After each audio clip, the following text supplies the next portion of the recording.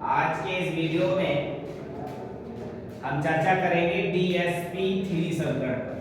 पिछली वीडियो में आपको हमने पढ़ाया था sp3d हाइब्रिडेशन। अब इसमें ज्यादा अंतर नहीं है, यहाँ बाहर वाला डी इस्तेमाल हुआ था, आज कौन सा डी इस्तेमाल होगा? अंदर वाला डी इस्तेमाल होगा। यानी जो आपका एन डी इस्तेमाल हो रहा था, आज वही क्या हो जाएगा? n-1d इस्तेमाल होगा। That's right. समीकरण वेरी सिंपल है, इसमें कोई दिक्कत नहीं आएगी। चलिए जानने की कोशिश करते हैं। पिछली वीडियो में sp3d बताते समय मैंने कहा था कि जब आपको एक s ऑर्बिटल, 3 p ऑर्बिटल और एक d ऑर्बिटल मिलकर के 5 sp3d ऑर्बिटल का प्रिपरेशन करते हैं, तो ये पूरा प्रोसेस क्या कहलाता था? sp3d हाइब्रिडेशन कहलाता था। आज क्या होगा? आपको d ऑर्बिटल का नंबर कितना होगा? d ऑर्बिटल 1 होगा, ठीक, 1d ऑर्बिटल और 1s ऑर्बिटल और क्या होगा? 3p orbital. 3p ऑर्बिटल मिल करके कितने ऑर्बिटल बनाएंगे? 5 बनाएंगे। कैसा? dsp3 क्या बनाएंगे? 5dsp3 हाइब्रिड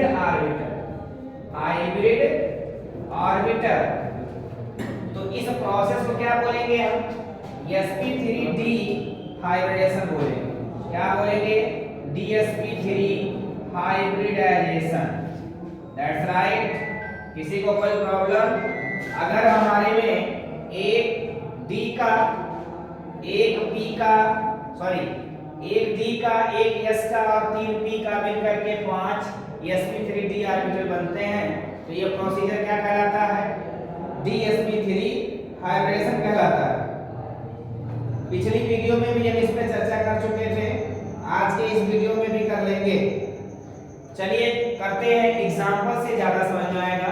ये तो एक डिफिनेशन तौर पे हमने जाना कि एक d, एक s और 3p मिलकर के क्या बनाएंगे?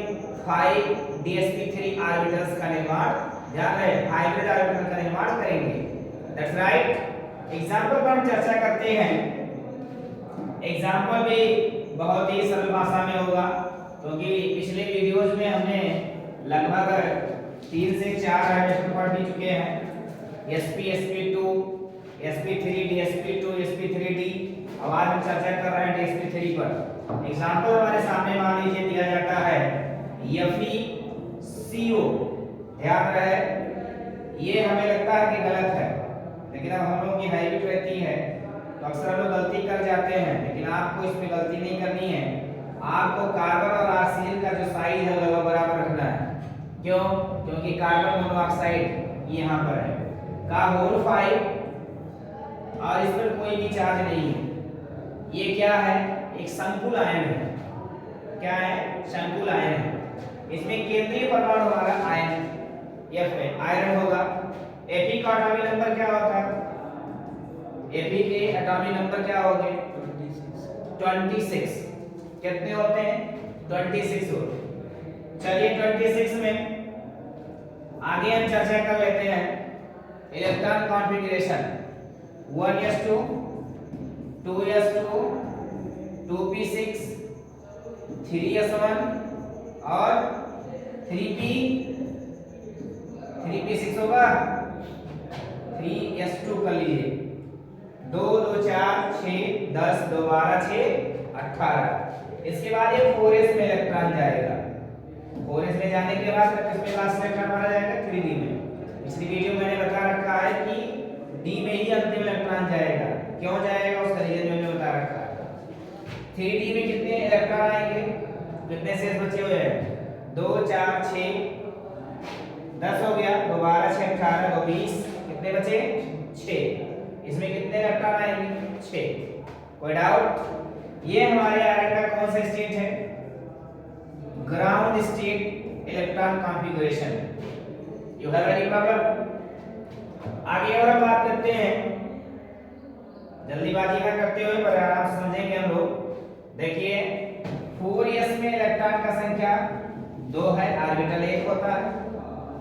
d में 5 ऑर्बिटल होते हैं। कितने ऑर्बिटल होते हैं? 5 ऑर्बिटल होते हैं। इलेक्ट्रॉन का संख्या अकॉर्डिंग द हुंड्स लॉ इस तरीके से भरा जाएगा। और 3p में कितने हैं? 3 ऑर्बिटल्स होते हैं। 3 में 6 इलेक्ट्रॉन फुलफिल करना है according the Hund's law. That's right. अगर हम यहाँ पर आयरन के ऑक्सीडेशन नंबर की बात करें तो यहाँ पर ऑक्सीडेशन 0 उसका, यानी इलेक्ट्रॉन में कोई चेंजिंग नहीं होगी। ऐसे पहले क्या करते थे हम कि Fe का निकालते थे, फिर Fe 2 पॉजिटिव का निकालते थे, तो 2 पॉजिटिव होने का मतलब 2 इलेक्ट्रॉन कम हो जाता था। क्या हो जाता था? 2 इलेक्ट्रॉन कम हो जाता था।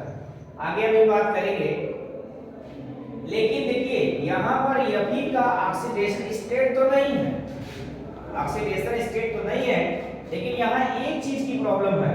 प्रॉब्लम क्या है कि जो ये कार्बन मोनोऑक्साइड लिगेंड्स है, ये हमारे यहाँ स्ट्रॉन्ग लिगेंड है। स्ट्रॉन्ग मतलब प्रबल लिगेंड है। अब आपको मैंने बता रखा है पहले कि जब प्रबल लिगेंड होता है तो जो इलेक्ट्रॉन का फुलफिलेशन करते हैं हम लोग, वो क्या करते हैं? हुंड नियम की उल्टा करते हैं, विपरीत करते हैं। तो चलिए यहाँ लिख दीजिएगा, एक लाइन आप लिख देंगे तो ज्यादा बेहतर होगा, ताकि आपको भी समझने में ना प्रॉब्लम हो भविष्य में और आपका गलत भी ना हो। यहाँ लिखेंगे on the presence of strong ligands, क्या? Carbon monoxide. On the presence of strong ligands carbon monoxide. कोई डाउट? अब जब यहाँ पर स्ट्रॉन्ग लिगेंड की प्रेजेंटी हो गई तब क्या करेंगे हम? इसी को फिर से लिख लेते हैं, लिख लिया जाए सिंपल तरीके से। Fe 1s2 2s2 2p6 3s2 3p6। अब यहाँ क्या होगा? हुंड के नियम के विपरीत चल रहा है, अर्थात D में फुल कर लेंगे तब आगे बढ़ेंगे, उल्टा चलना मुझे। तो चलिए 3D 6 यहाँ था, 2 इसको भी ले लो, कितना हो गया? 8। तो यहाँ पर 8 हो गया। 4s में इलेक्ट्रॉन की संख्या 0। हमने कहा था एक कदम आगे की ओर बढ़ा लीजिए, यहाँ भी एक कदम आगे की ओर। समझ में आ रही बात? आप देखिए यहाँ से तो मुझे कोई मतलब नहीं है। डी में देखिए 8 इलेक्ट्रॉन्स हैं, ऑर्बिटल्स कितने हैं? 5 ऑर्बिटल्स हैं। हुंड के नियम के उल्टा मुझे भरना है। तो हुंड के नियम के उल्टा भरने का मतलब क्या हुआ कि हम हर ऑर्बिटल में 2 इलेक्ट्रॉन फुलफिल करते चलेंगे। चलिए 2 इसमें भरा गया, 2 इसमें भरा गया, 2 इसमें, 2 इसमें, 8 ही इलेक्ट्रॉन थे, 4 ऑर्बिटल में खत्म हो गए। हमारे यहाँ एक ऑर्बिटल क्या हो गया? रिक्त बच गया, खाली बच गया। आगे फिर देखिए S में भी एक ऑर्बिटल है जो कि खाली है। P में तो 3 पहले से ही मौजूद हैं। हमने कहा था कि भविष्य को सोचते हुए यहाँ भी दिखा लीजिए 3 ऑर्बिटल्स यहाँ पर रिक्त हैं। आप देखिए आपको मालूम है कि जब भी कोई लिगैंड उपस्थित होता है तो उस लिगैंड की उपस्थिति में मैं क्या करता हूँ?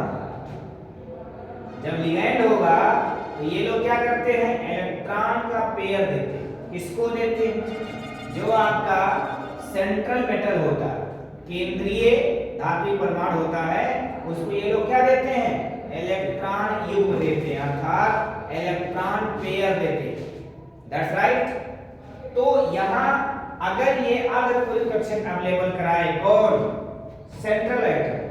तो अगर ये अर्धपूरित करा दे, जो हाफ फिल्ड हाइब्रिड ऑर्बिटल दे दे, तो अगर उधर से भी पेयर आ जाएगा और यहाँ पहले से एक रहेगा तो एक ऑर्बिटल में 3 इलेक्ट्रॉन हो जाएंगे, तो ये गलत हो जाएगा। तो इसलिए जहां पर कोवैलेंट बॉन्ड बनता है, जहां पर कोवैलेंट बॉन्ड बनता है, वहां पर सेंट्रल एटम क्या करता है? अर्धपूरित कक्षक अवेलेबल कराता है। और जहां पर कोऑर्डिनेट बॉन्ड बनता है, वहां पर क्या कराता है? रिक्त कक्षक। रिक्त हाइब्रिड कक्षक का निर्माण करवाता है कौन? Central atom. आप देखिए इसमें मुझे हाइब्रेशन पढ़ना है। चलिए हाइब्रेशन आसानी समझने की कोशिश करते हैं। देखिए सरल भाषा में मुझे लगता है थोड़ा, देखिए मेरे पास लिगेंड्स का नंबर कितना? 5। कितना? 5। किसी को कोई प्रॉब्लम नहीं होगी। अब जब लिगेंड्स 5 हैं तो 5 हाइब्रिड ऑर्बिटल भी बनेंगे। चलिए एक डी का खाली है, एक डी का हो गया, एक पी का, 3 पी का और एस का। देखिए ये मिला के कुल कितने बन जाएंगे? मुझे लगता है कितने बनेंगे? 5। जितने की मुझे जरूरत कितनी की है? 5 की। बनेंगे कितने? 5। You have any problem? आप देखिए ये लोग मिल करके क्या बनाएंगे? 5